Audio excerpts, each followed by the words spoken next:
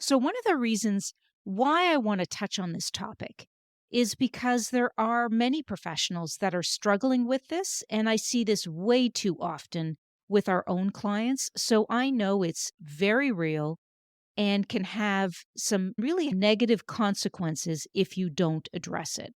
So, I want to be frank with you. If you don't address this fear, it can be very costly.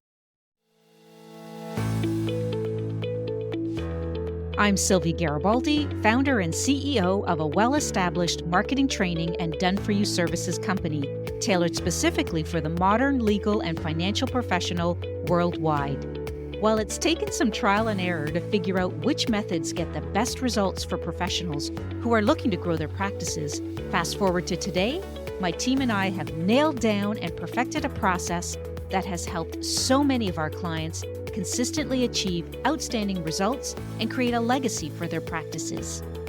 I created the Serve First, Sell Later marketing podcast to give you simple, actionable, non-salesy, and results-driven marketing to grow your legal or financial practice like so many of our clients have. If you're a lawyer, mediator, financial, or divorce professional who is looking to become highly visible and wants to create a practice that makes an impact, then you're in the right place. Let's dive in. Hello, everyone, and welcome back to episode number 5 of the Serve First, Sell Later marketing podcast. All right, in today's show, I'm diving into a topic that hits close to home for many professionals and is actually critical to the success of your practice. And quite honestly, throughout the time of running SG and Associates, I continue to see this challenge in many professional practices. And that's the fear of self promotion, or sometimes I like to refer to it as a marketing mindset block. So it's a topic that's not often talked about, but is absolutely crucial. So we're going to explore why so many brilliant legal and financial professionals actually hold back from showcasing their talents and how they can step into the spotlight with confidence. And because it's such a big fear out there, if people don't know about you, they can't buy from you. So, whether you are a seasoned attorney, a mediator, or financial professional, or you're just starting out, this episode is really packed with insights just for you. So, stick around as I unravel the reasons behind this fear, but more importantly, I'll help arm you with strategies to embrace self promotion. Because the sooner you tackle this, the sooner you're going to see positive impacts on your practice. So, one of the reasons why I want to touch on this topic is because there are many professionals that are struggling with this, and I see this way too often with our own clients. So, I know it's very real and can have some really negative consequences if you don't address it. So, I want to be frank with you. If you don't address this fear, it can be very costly. And it looks like this. Perhaps you are experiencing very limited client acquisition. So, without self promotion, potential clients may remain unaware of the services you offer, which actually just leads to missed opportunities for client acquisition and for business growth. So, another key sign of a lack of self-promotion can really result in diminished market presence, which makes it really difficult to compete with other firms that actively market their services. So, if you don't have a steady influx of clients, that could be due to the lack of self-promotion. And so the financial stability of your practice can be compromised, which, ultimately affects the business's profitability and sustainability. And if you're not engaging in self promotion, then you could be missing out on networking opportunities, which are really crucial for referrals, partnerships, and staying informed about industry developments. A strong professional reputation is often built through visibility and recognition. So, demonstrating value to clients and stakeholders is absolutely essential. And if you're not self promoting, then it can be challenging to communicate the value and impact of the services that you provide. So, for some of you listening to this podcast right now, you may be identifying as someone who has a marketing mindset block. But for others of you, you may not be quite sure. So, in my many years of experience as a marketing professional for lawyers, mediators, and financial professionals, I want to share with you what this fear could show up as in your practice. And so typically, it could manifest itself in your online presence. So you might not post on social media often, very sporadically, like once a month, or maybe you don't even post content at all. And if you do post, whether it's a video, audio, or written material, you may resist when people tell you that being visible online once a week just won't cut it. And you might say something like, well, first off, I don't have very much to talk about. And secondly, who would want to hear from me more often? Won't I be seen as annoying or too much of a know it all? Isn't posting once a week really too much? So, for those of you who are having an aha moment right now, I see you. You're not alone. And this is one of the telltale signs that you could be fearing self promotion. If you want a very clear blueprint about how to write and organize content that really resonates with your audience and creates a wow factor, then you should really listen to episode number 4. That's a powerhouse of information all about content. And I'll actually put a link to that in the show notes. Okay, what about speaking in public?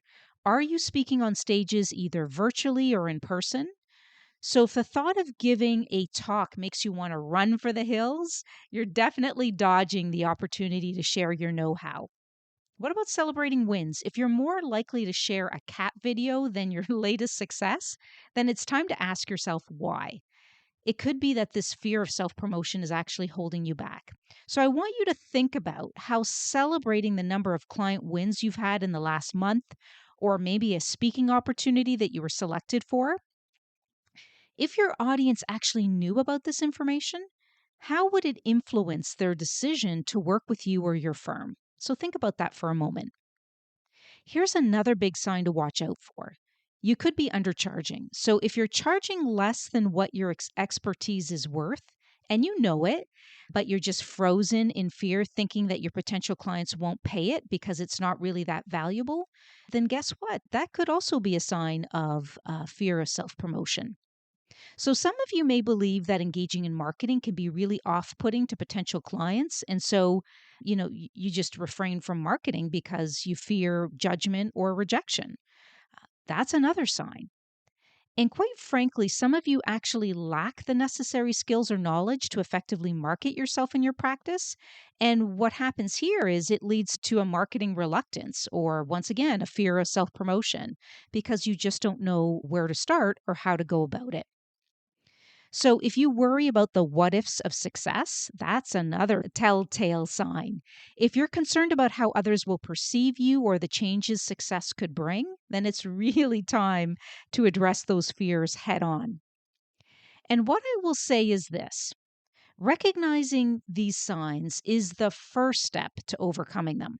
So, for some of you, this fear of failure or rejection from others has been going on for way too long, and it's kept you stuck, or in some cases, some of you could be losing business, right? And unfortunately, it can be painful to watch as some professionals continue to struggle with this and ultimately just end up continuing to stay in the exact position that they're currently in.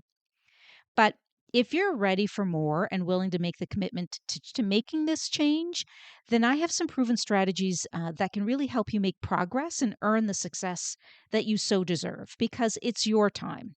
So, how do you go about tackling this huge challenge that could be costing you way too much?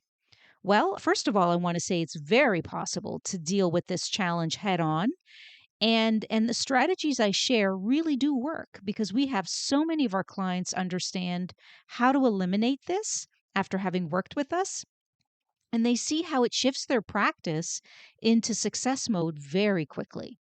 So, one really powerful approach that I'd like to teach is to have you shift your focus or your thinking from self promotion to highlighting more about how your services help your clients. So, essentially, you're changing your perspective from that of selling to that of serving. And so when we do this, we not only overcome the fear of self promotion, but we also create more value for your clients. So by making your story more about what they need and how you can actually help, you are reframing your marketing efforts to be more client centric and really less self centered. I hope you see where I'm going with this. So, this shift in perspective can make self promotion feel less daunting and really more purposeful because it's rooted in empathy and a genuine desire to help others. So, let me ask you this: if you aren't actively sharing your thought leadership with your audience, how do you think they're going to find you? And how will they really get to know you and your practice?